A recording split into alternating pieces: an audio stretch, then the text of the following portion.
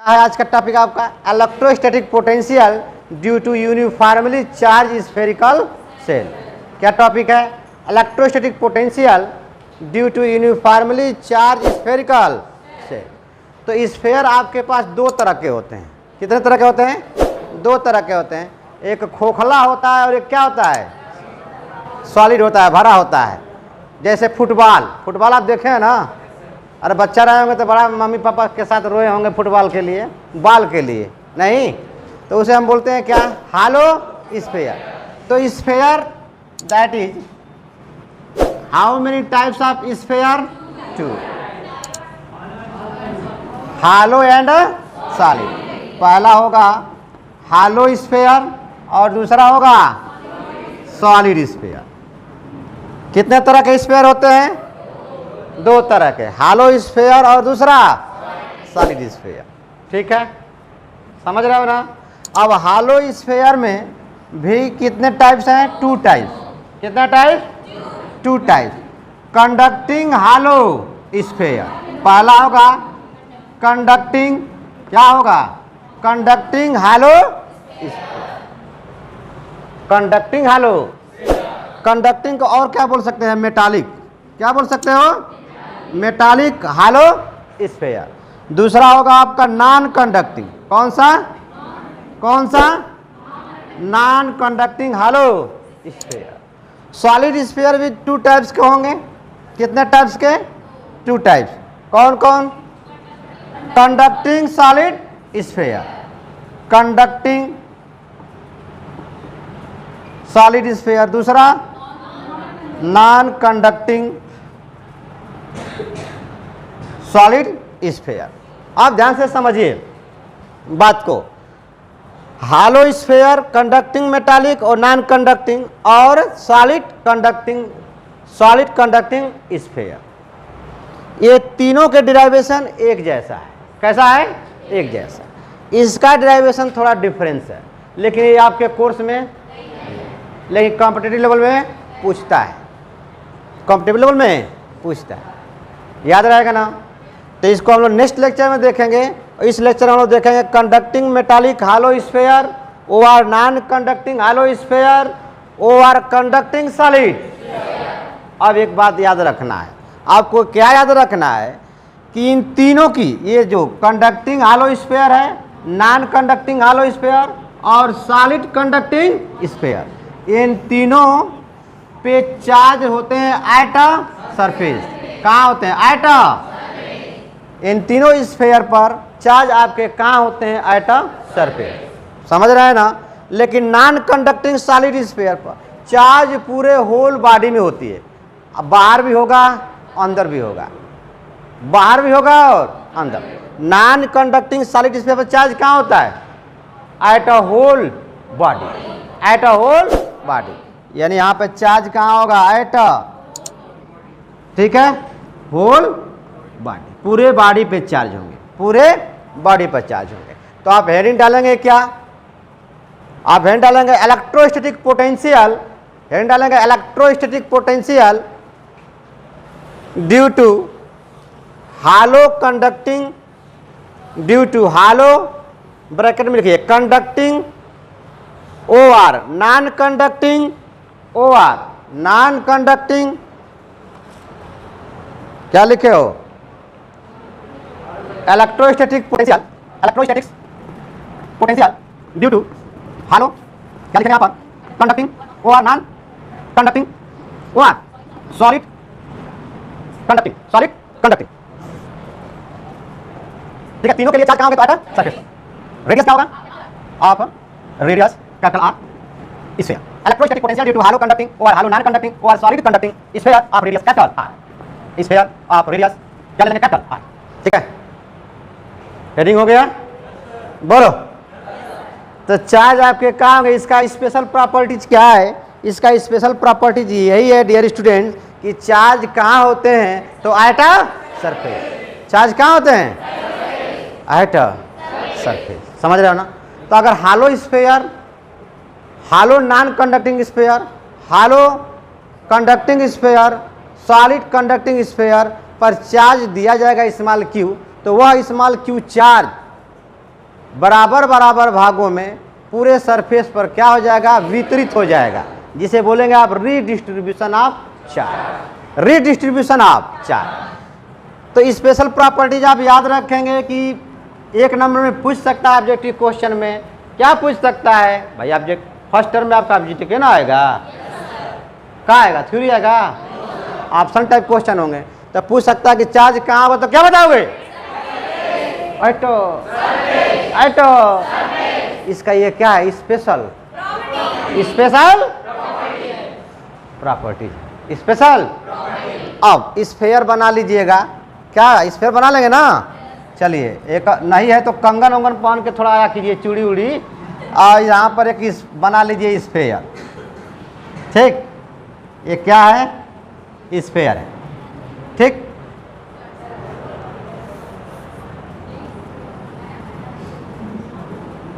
चल मानो कि ये क्या है, स्फेयर, इसका रेडियस क्या है, कैपिटल आर। तो इसमें तीन चीज होता है, क्या चीज होता है, तीन, एक outside the charge spherical cell, एक चार्ज सरफेस पर, और तीसरा inside the charge surface, inside the charge यानी स्फेयर के बाहर, फिर स्फेयर के सरफेस पर, फिर स्फेयर के अंदर, अंदर बोले तो इनसाइड, अंदर बोले तो इस पर बोले तो सरफेस, बाहर बोले तो आउटसाइड। तो इलेक्ट्रोस्टैटिक पोटेंशियल कहाँ देखा जाएगा, आउटसाइड, कहाँ देखा जाएगा, अच्छा इसका रेडियस क्या है, कैपिटल आर है, रेडियस क्या है।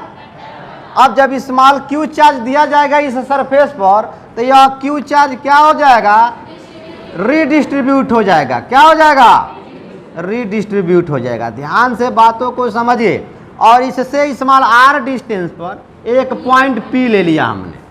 अब ये पॉइंट पी जो है यह स्फेरिकल सेल से कहाँ पर है, आउटसाइड। तो इसका मतलब फर्स्ट पॉइंट देखेंगे, इलेक्ट्रोस्टैटिक पोटेंशियल एट, क्या लिखोगे, at outside, outside the surface, मतलब small R is greater than capital R, small R is greater then.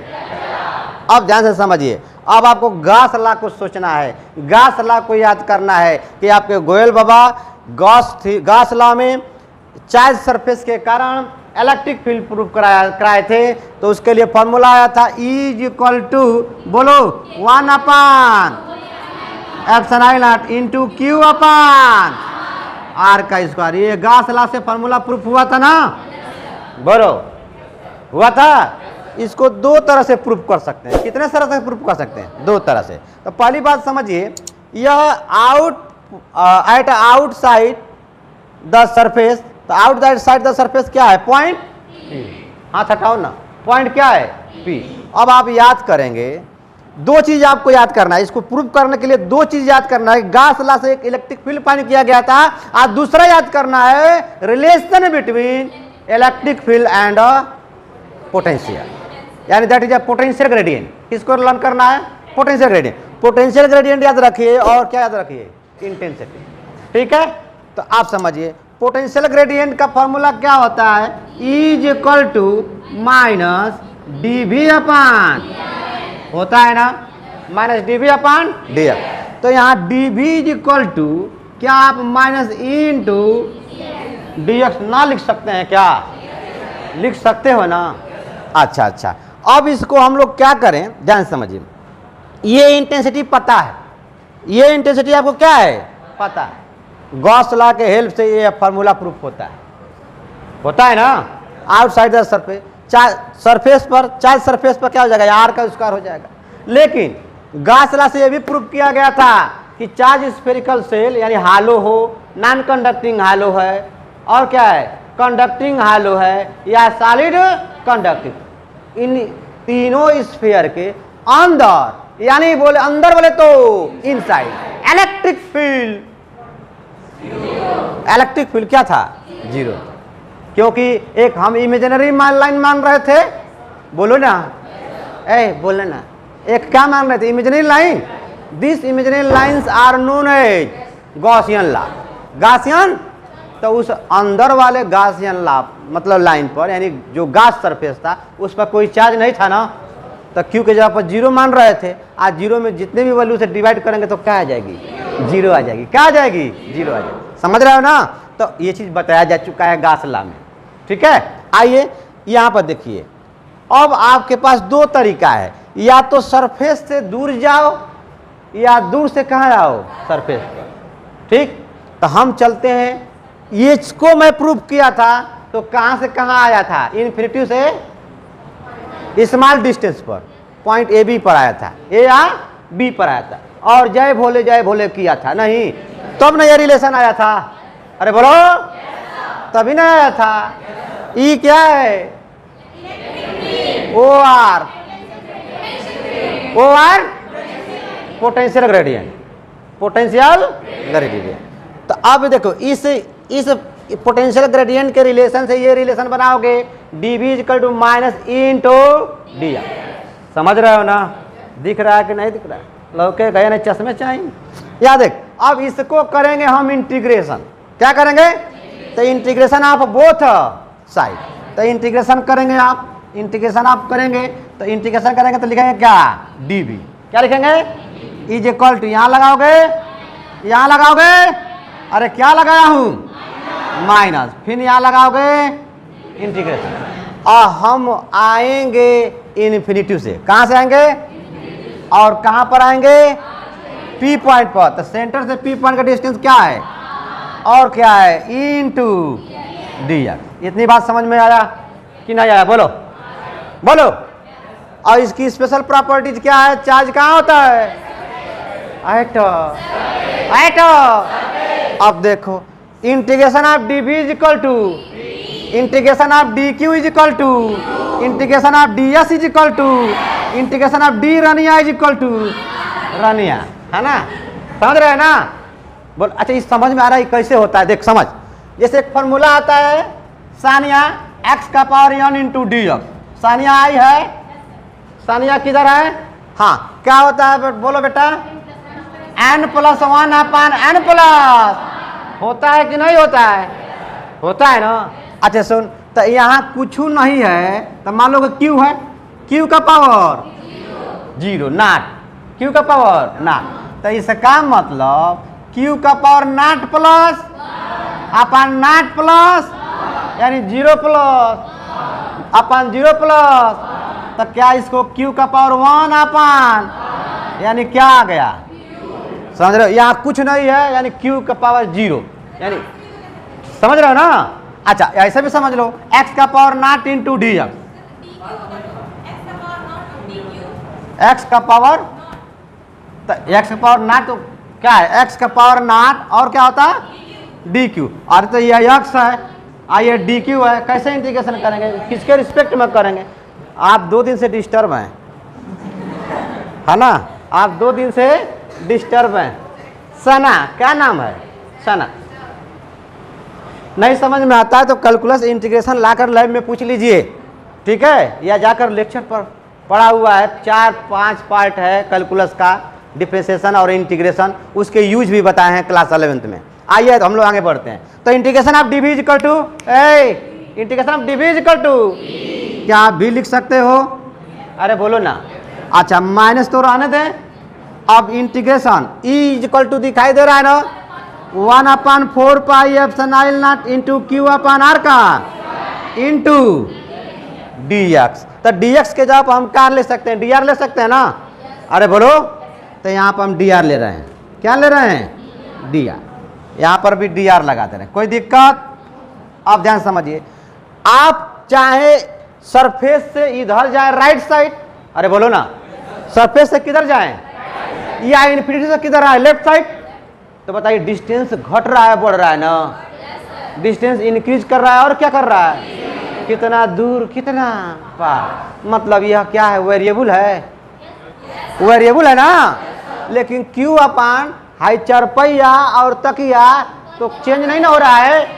अरे क्यू है, आज 4 पाई, कौन मूर्ख होगा कि इसको ऐसे बता, अच्छा बता 4 है कि नहीं है, हाई पाई है कि नहीं है, तो 4 पाई हुआ कि नहीं हुआ, 4 पाई, 4 पाई इंटू तकिया लगाई, दैट इज एप्सिलॉन नॉट। तो Q upon 4 pi epsilon not constant है, बाहर ले लिया जाएगा, तो चलो यहाँ बाहर ले लेता हूँ, माइनस क्यू अपान 4 पाई बोले तो 4 pi epsilon not integration integration. यहाँ तो लिखोगे लोअर लिमिट, अरे लोअर लिमिट, जहाँ से चलेंगे वो लोअर ना, जहाँ पहुँचेंगे वो अपर ना। जय भोले, यहाँ आर हो जाएगा, अरे बोलना। अब देखिए इसको क्या लिख सकते हो, आर का पावर माइनस और इंटू डी आर लिख सकते हो। अब देखो फार्मूला लगाओगे क्या, यहाँ फार्मूला लगाओगे, यहाँ देखो x का पावर 1 इंटू डी एक्स, अभी बताया हूँ ना, x का पावर 1 प्लस 1 तो यहाँ देखो इंटीग्रेशन ऑफ r का power -2 into D x, D R है, ये क्या है, डी आर है, हम समझे कि सी आर है। अच्छा चलो ये इन्फिनिटी और ये क्या है आर, यहाँ पर इन्फिनिटी और यहाँ पर क्या है, नहीं है। अच्छा अब देखिए अब क्या करेंगे, r का पावर -2 + 1 -2 + 1 लिख सकते हैं ना। आई बक्सा लगाएंगे, नो की लाने का कोशिश करेंगे, बक्सा लगाएंगे, नो की लाने का कोशिश करेंगे। समय है अभी, क्या लिखोगे, r का पावर -1 अब -2 + 1 -1 प्लस माइनस r का पावर माइनस तो -1 अपान, समझ गए, बोलो ये समझ रहे हो ना, अरे बोलो ना। अच्छा अब देखो तो ओ आर रहा भी क्या रखेंगे, minus Q upon 4 pi epsilon not, समझ में बात आया। लेकिन इधर क्या आया, -1 upon minus minus plus minus, लेकिन यहाँ क्या दिखता, माइनस माइनस, क्या दिखता, तो माइनस माइनस प्लस, तो लिखोगे v = 1 upon 4 pi epsilon not into Q अपान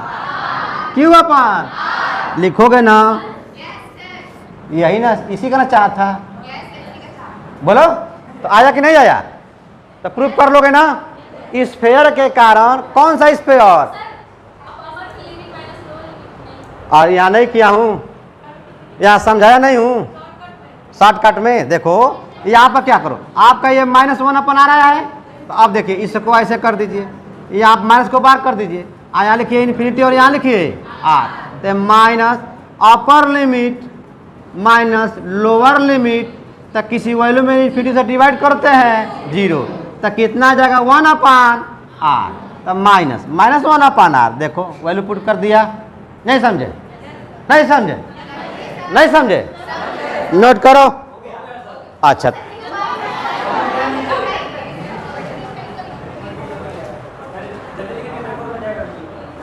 चल आगे देखते हैं, ध्यान समझो, ये कहाँ था, आउटसाइड द सरफेस, कहाँ था, आउटसाइड द सरफेस, मतलब small R is greater than capital R, ठीक है। अब देखिए दूसरा पॉइंट हम लोग देखते हैं, दूसरा पॉइंट देखते हैं, दूसरा पॉइंट सेकेंड पॉइंट, तो सेकेंड पॉइंट कहाँ देखेंगे, एट सरफेस, तो सरफेस पर ई आर और ई आर दोनों सी आर हो जाएगा कि दोनों इक्वल हो जाएगा, क्या हो जाएगा, इक्वल। ये आर और ये आर, मतलब आप चलते आए यहाँ आ जाए, कहाँ आ जाए, सरफेस पर, तो सरफेस पर आ जाएंगे तो आर किसके, स्मॉल आर किसके इक्वल हो जाएगा, कैपिटल आर के, किसके इक्वल हो जाएगा, कैपिटल आर के। तो इसका मतलब अब इसको क्या प्रूव करना है, इस आर के जगह पर क्या रख देंगे, कैपिटल आर, तो यहाँ लिखेंगे v = क्या लिखोगे, v = 1 upon 4 pi epsilon not into Q upon capital R, लिख लोगे ना। अब थर्ड देख लो, थर्ड कहाँ देखा जाए, एट इनसाइड द सरफेस, क्या देख रहे हैं, इनसाइड चाहे आउटसाइड चाहे सरफेस पर हम क्या देख रहे हैं, अरे इलेक्ट्रिक पोटेंशियल, क्या देख रहे हैं, इलेक्ट्रिक पोटेंशियल। थोड़ा ये भी सोचा करो। अच्छा सुनो, ये था स्फेयर, क्या था, स्फेयर, और इस पर चार्ज सरफेस पर था ना, अरे बोलो ना, चार्ज कहाँ था, सरफेस पर, तो ये तो रेडियस आर है, लेकिन इसके इनसाइड, इसके चाहे यहाँ चाहे यहाँ चाहे यहाँ चाहे यहाँ चाहे यहाँ, इनसाइड इलेक्ट्रिक फील्ड क्या थी? जीरो थी ना? अरे बोलो ना, जीरो थी। हमको क्या चाहिए? पोटेंशियल। तो पोटेंशियल का formula dV is equal to minus E into क्या है? dr है। तो ये इंटेंसिटी क्या है? जीरो है। ये इंटेंसिटी क्या है? जीरो। तो अगर हम इसका इंटीग्रेशन करते हैं, क्या करते हैं? इंटीग्रेशन। तो integration of dV is equal to v होगा ना, ध्यान से समझिए। Integration of dV is equal to, ये माइनस और आने दें। अरे बोलो ना। अच्छा, ई क्या है? Inside the charge surface zero. तो जीरो का इंटीग्रेशन करते हैं तो कांस्टेंट आता है। क्या आता है? कांस्टेंट। यानी यहाँ पर क्या आएगा? कांस्टेंट आएगा। क्या आएगा? नहीं समझे? बोलो ना, क्या आएगा? कांस्टेंट। तो कांस्टेंट का मतलब सरफेस पर, कांस्टेंट का मतलब सरफेस। जो पोटेंशियल यहाँ होगा वही पोटेंशियल यहाँ होगा, वही पोटेंशियल यहाँ होगा, वही पोटेंशियल यहाँ होगा। वैसे पोटेंशियल आपके कैसी क्वांटिटी है? स्केलर क्वांटिटी है। ठीक है, यानी dV अपान dr चेंज नहीं होगा। होगा? dV अपान dr या dx चेंज नहीं होगा। क्या होगा? क्योंकि कांस्टेंट है ना भाई। E is equal to dV upon dr। तो E जीरो है। E क्या है? जीरो। आज जीरो का हम इंटीग्रेशन करेंगे तो क्या आता है? कांस्टेंट है। क्या आता है? कांस्टेंट। तो inside the hollow conducting sphere या inside the non conducting hollow sphere या inside the solid conducting sphere potential क्या होगा? Always constant. ऑलवेज क्या होगा? कांस्टेंट। तो ये इसको लिख लीजिएगा। यहाँ पर हो जाएगा 1/4 पाई ऑप्शन आई नॉट इंटू क्यू अपान क्या हो जाएगा? आर। एक चीज़ और 1-2 मिनट लगेगा, समझ लीजिए थोड़ा सा फिगर इसके बारे में। ठीक, यहाँ देख लीजिए। देखो, ये था स्फीयर, ये स्फीयर है। ठीक है बच्चों, ये रेडियस क्या है? आर।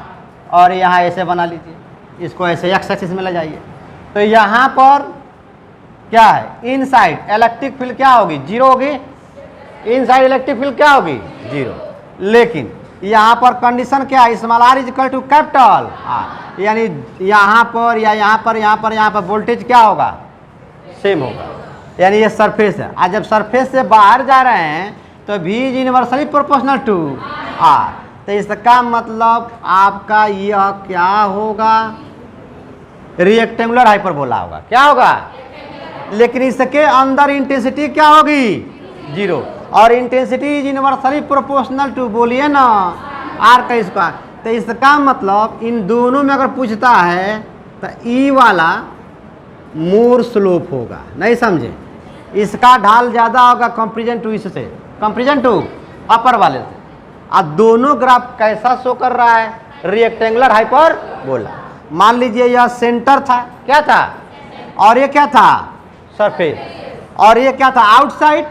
मान लो इधर P है, इधर क्या है? P है। तो यहाँ समझ रहे, यहाँ से यहाँ तक पोटेंशियल क्या होगा? समान होगा।